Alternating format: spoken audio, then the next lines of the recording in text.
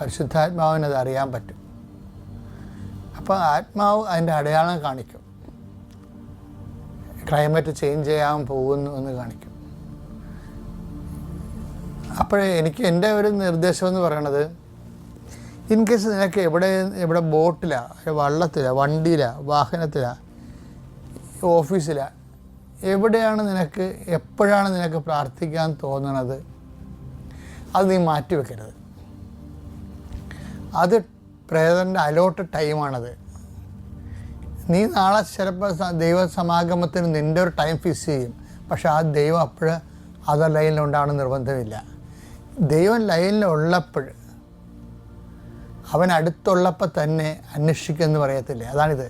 യെശയ്യാ 55:6 കർത്താവിനെ കണ്ടെത്താൻ കഴിയുന്ന, അതന്നെ, കർത്താവിനെ കണ്ടെത്താൻ കഴിയുന്ന ഇപ്പോൾ തന്നെ അവിടുത്തെ അന്വേഷിക്കുവിൻ. അവിടുന്ന് അരികെയുള്ളപ്പോൾ അവിടുത്തെ വിളിക്കുവിൻ.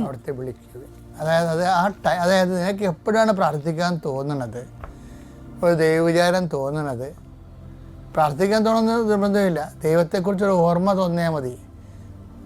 അതാണ് ടൈം എന്ന് പറയുന്നത്. അപ്പോൾ നീ എവിടെയാണെങ്കിലും അപ്പോഴൊരു നിമിഷം മൗനമായിട്ട് ദൈവത്തെ അനുസ്മരിക്കണം. ചിലപ്പോൾ നന്ദി പറഞ്ഞാൽ മതി, ഒന്നും വേണ്ട, ഇപ്പം എന്നെ ഓർപ്പിച്ചതിന് നന്ദി പറയുന്നു എന്ന് പറഞ്ഞാലും മതി. അല്ലെങ്കിൽ ഒരു നിമിഷം മൗനമായി ദൈവത്തിൽ ലയിച്ചിരുന്നാലും മതി, കണ്ണുകളടച്ച് ശാന്തമായിരുന്നാലും മതി. അപ്പം അങ്ങനെ വരുമ്പോൾ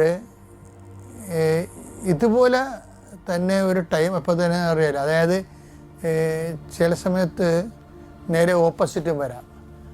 അശ്വനിപാതം പോലെ നിലച്ചെറിയ സമയത്ത് ചില അസ്വസ്ഥതകൾ വരും.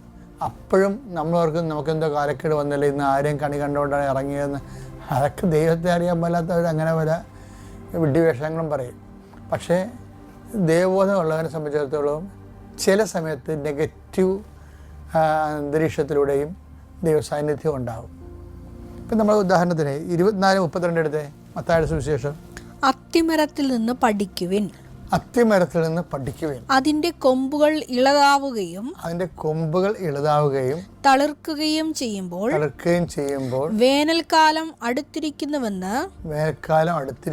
നിങ്ങൾ മനസ്സിലാക്കുന്നു. അപ്പോഴേ വേനൽക്കാലം പിന്നെ ചൂടല്ലേ, ഈ ചില സമയത്ത്